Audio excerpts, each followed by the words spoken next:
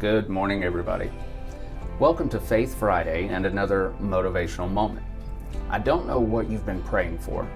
Maybe it's your marriage, your health, your child, your finances, or maybe it's something you've never told another person. But if you've been praying the same prayer over and over and wondering, God, are you even listening?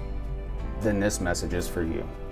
Because sometimes the thing we've been asking God to take away is the very place where He's teaching us. He's teaching us that He is enough. Let's talk about it. In 2 Corinthians 12, Paul lets us see something deeply personal. Not one of his victories, his struggle. He says he was given a thorn in the flesh. We don't know exactly what it was, and maybe that's intentional, because if God had named Paul's thorn, we might spend all of our time comparing ours. But here's what we do know.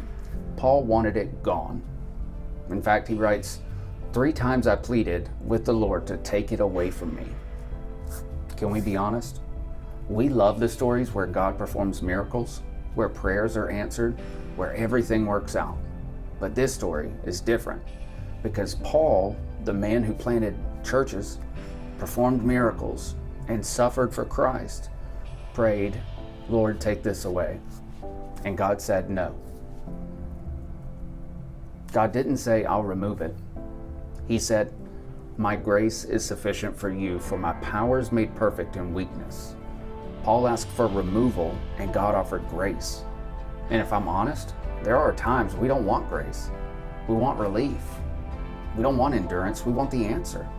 But Paul discovered something incredible. God's goodness wasn't absent because of the thorn remaining. God's goodness was present in the grace that sustained him. Now here's where some of this gets personal. Some of us have started measuring God's faithfulness by whether He gives us the outcome we've asked for. God, if you're with me, fix this. If you love me, take this away. But what if the evidence of God's presence isn't that the storm disappeared? What if it's that somehow you're still standing in it? Think about your own life. There are mornings that you just weren't sure you were going to make it. There were nights that you cried yourself to sleep. Yet somehow you're still here, still breathing, still believing, still reaching toward God. Maybe that isn't because you're stronger than you thought. Maybe it's because God has been carrying you more than you realized. And that's grace.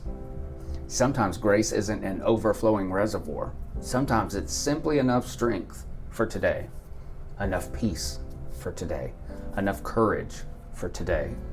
And tomorrow, He'll meet you there again. Paul says something that we often overlook.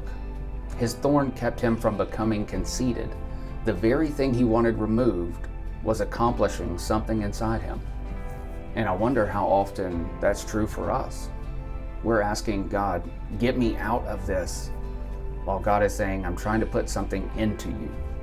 Patience, humility, dependence, trust, because God is often more concerned with your character than your comfort. There is a kind of faith that can only be forged when life doesn't go the way you hoped. Mature faith says, God, I don't understand this. I don't like this. But I refuse to let what I don't understand make me forget what I know about you. And that's faith. Paul eventually stopped asking, why do I have this? And started discovering, what can God do through this? Then he writes, I will boast all the more gladly about my weaknesses so that Christ's power may rest on me. He stopped seeing weakness as proof that God had abandoned him. He started seeing it as a place where God's strength could shine. Maybe you need to hear this today. Faith isn't pretending everything is okay. You can cry and trust God. You can ask Him to change your situation and still trust Him, even if He doesn't. Because mature faith doesn't say, God will always do what I ask. It says, whatever God chooses, I know He will never leave me. Maybe you've been praying and nothing seems to be changing. Don't assume God is not working. Maybe He's strengthening something inside you. Maybe He's preparing you. Maybe He's protecting you. Or maybe His answer for now is the same one He gave Paul. My grace is sufficient for you.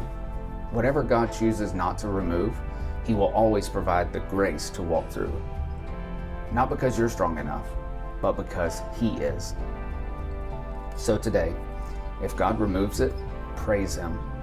If He heals it, praise Him. If His answer is simply, my grace is sufficient, praise Him anyway. Because your circumstances do not determine His character.